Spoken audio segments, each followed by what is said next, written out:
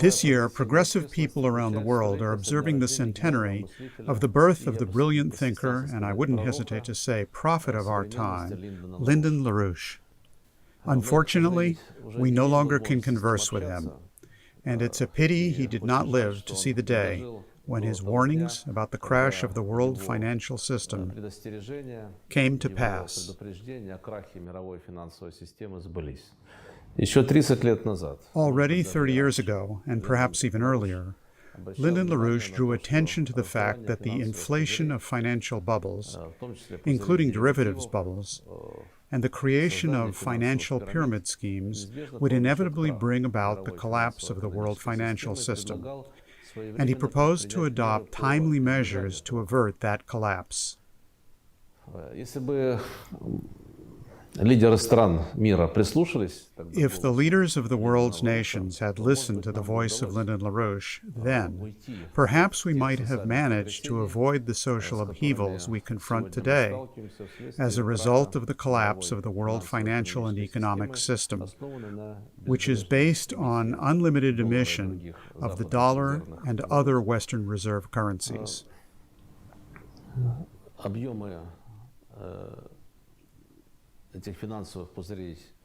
These financial bubbles are not getting any smaller.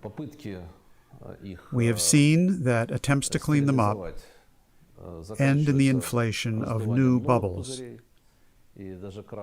Even the crash of 2008, which erased tens of trillions of dollars of people's savings, including pension funds, did not prevent financial bubbles from bloating up again as a result of the limitless emission of the world reserve currencies using the device of so-called quantitative easing. Lyndon LaRouche proposed a mutual cancellation of these debts, observing the principle of fairness and effectiveness.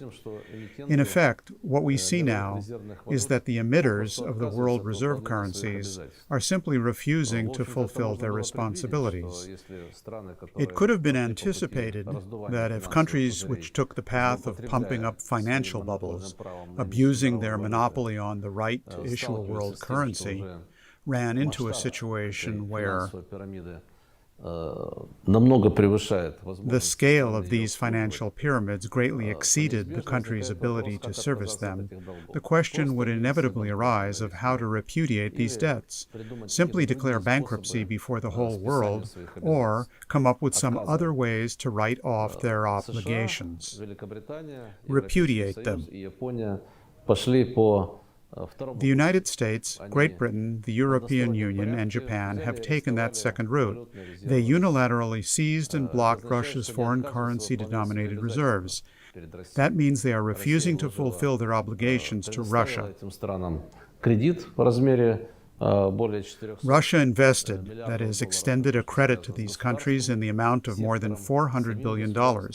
That's the state sector component and the government's own, our foreign currency reserves, plus another approximately $1 trillion belonging to private parties is located in jurisdictions of the Western emitters of world reserve currencies.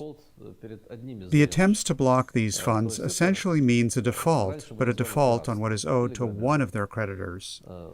In the past, we used to call this piracy or robbery. Of course, these extraordinary measures, which are totally against international law and violate every conceivable rule of decency, as well as the standards of the World Trade Organization and the International Monetary Fund, can be challenged in court. But on the one hand, this would run into the national will of the emitter country, which may be that of a pirate or a bandit, as we are witnessing right now. On the other hand, their action won't save the system. Because even if the USA and its European allies refuse to fulfill their obligations to Russia, that is only a small percentage of the financial obligations the world reserve currency emitters have to the entire world and their own domestic markets. So the world is plunging into chaos in precise accordance with the scenario, the negative scenario, that Lyndon LaRouche spoke about in forecasts he made 30 or 40 years ago. Back then, he proposed that instead of pumping up financial bubbles, the world reserve currency emitter countries, together with their partners and other countries, should invest in building global infrastructure which would reduce the cost of trade, increase the efficiency of international economic ties, and overall contribute to raising connectivity worldwide. So he viewed the process of globalization as a process of expanding cooperation among countries, rather than attempts by some countries to exploit others. As for the liberal globalization that today is leading to the collapse of the world financial system, LaRouche criticized it. He proposed a different model of globalization based on the principles of physical economy, in particular the famous project which he and his wife, Helga Zepp-LaRouche, put forward for international discussion, the so-called Eurasian Bridge. This is a splendid and interesting project which now, after many years, has begun to be implemented through the Chinese Belt and Road Initiative, which we support through linking it with the Eurasian Economic Union. Lyndon LaRouche looked decades ahead. He warned the USA and its partners about the inevitable collapse of their financial expansion policy, under which the interests of speculators eclipse the national interest and the development of the economy.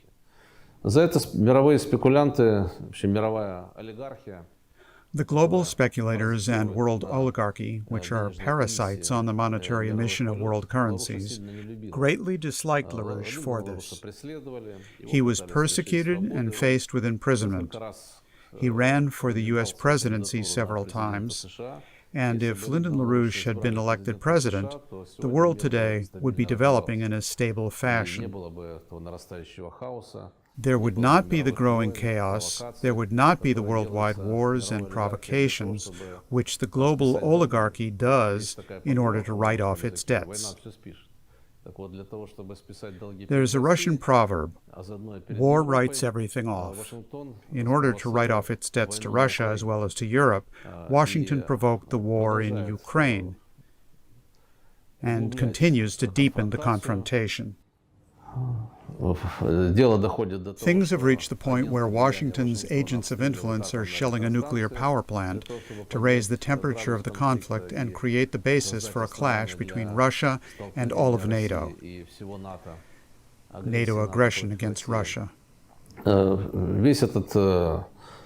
The present nightmarish moment, with the breakdown of the entire system of international law and of international cooperation, the collapse of the financial system, could have been avoided if the Democratic Party organization had supported LaRouche as their presidential candidate many years ago.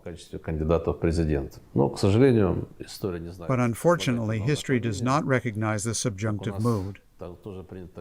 Or, as we tend to put it, no one is a prophet in his own country. LaRouche's voice was heard very well. We remember him. In practically all the major countries in the world that today are developing successfully, above all India and China, there are partisans of LaRouche.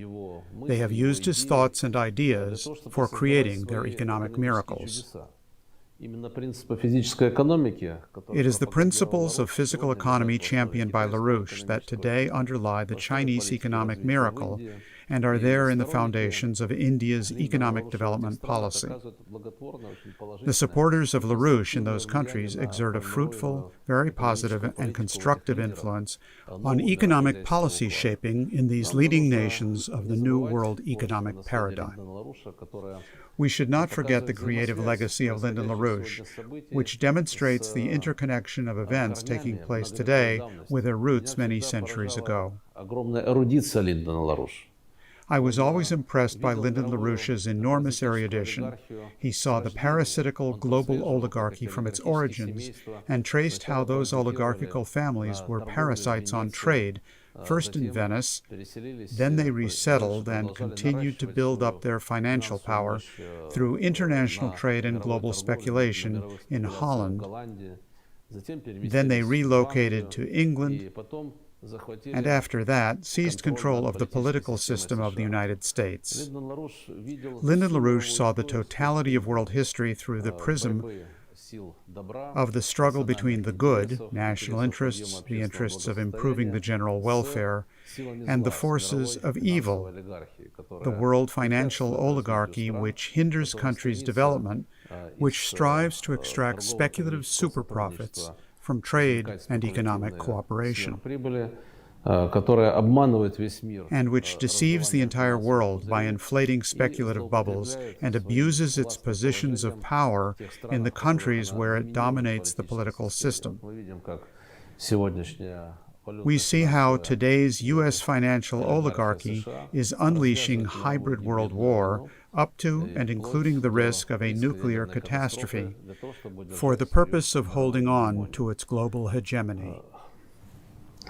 Lyndon LaRouche's warnings are coming to pass. It is important that these warnings are not abstract. They are not simply lines on a graph. I remember the famous triple curve, where he showed the growing gap between the size of the world real economy and the size of the world financial system. He was the first to make note of this disproportion, which 30 years ago was still not so big. It could still have been overcome by transforming the excess financial aggregates into the real sector, into real investment projects. Now, this is a gigantic abyss. It is impossible today to transform quadrillions of dollars of financial bubbles into investments in the real sector of the economy. There are simply no mechanisms for this. None was created because the parasitical financial oligarchy, which hated LaRouche, which always tried to shut his mouth and persecuted him and tried to keep him locked up, ultimately acquired a monopoly on political power in the United States. And today, it uses its political influence in Washington to force all the countries in the world to obey its will. It continues to dominate the world and exert its hegemony for extracting super profits from speculative operations. Lyndon LaRouche turned out to be right. Today, we rely on his work, his writings,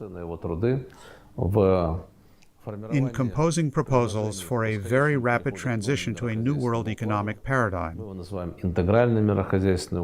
We call it an integrated world economic model in which finance capital will be subordinated to the tasks of developing the economy and in which the principles of physical economy will come to fruition.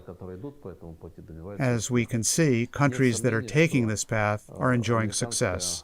There is no doubt that the ruling American financial oligarchy is losing the hybrid world war, which they have started against all mankind. It's only regrettable that the price that has to be paid for this will be very high. That includes the lives being lost as a result of the war that the American and European financial oligarchy organized against Russia on the territory of Ukraine. We have to muster all our forces to fight that evil, and the creative legacy of Lyndon LaRouche helps in this. May his memory live forever.